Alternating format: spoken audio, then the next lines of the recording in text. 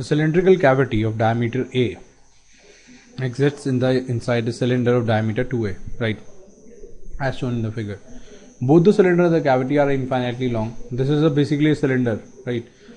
Uniform current density J flows along the length. If the magnitude of the magnetic field at a point P is given by this much, what should be the value of N, right? So again, this is a question of cavity.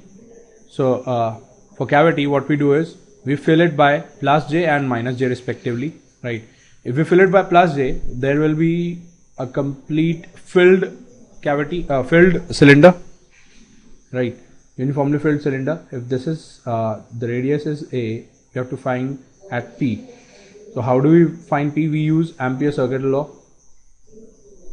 Ampere's circuital law, which says B dot dl should be equals to mu naught into I enclosed, right? Again, we basically use a Gaussian surface sort of a thing. So that means B dot dl. What is dl? dl is the 2 pi a, the length of the circumference of the the surface that we have assumed.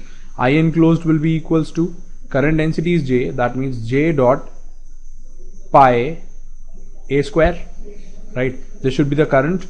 So we can nullify this. That means B1, let us call this B1. B1 will be equals to mu naught into J A divided by 2, right? This is B1.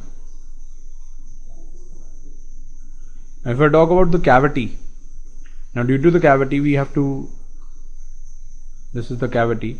For the cavity we have to build up now minus J, and we have to find the magnetic field at this point P, right, at this point P. So this distance, what is the distance of the center? Since this is A, the diameter is A, this would, its radius would be A by 2, its radius would be A by 2, and this distance should be equals to 3A by 2, right? So at point P, due to minus J, the charge density is minus J, at P, what should be the magnetic field? That means B dot dl, dl should be equals to 2 pi r, that means 2 pi into 3A by 2, right? This should be equals to mu naught into I enclosed.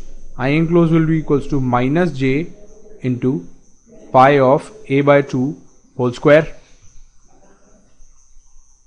So we can definitely find the new magnetic field, or I can say that B2, let us call this B2. B2 will be equals to minus of mu naught into J into A divided by of 3 into 4, right? Now this is my second equation, so I have to calculate B1 plus B2. Since B2 is negative, so this will be equals to mu naught into JA by 2 minus of mu naught into JA by 12, which will be equals to mu naught JA, we can take out as common, by 12. This will be equals to 5, right?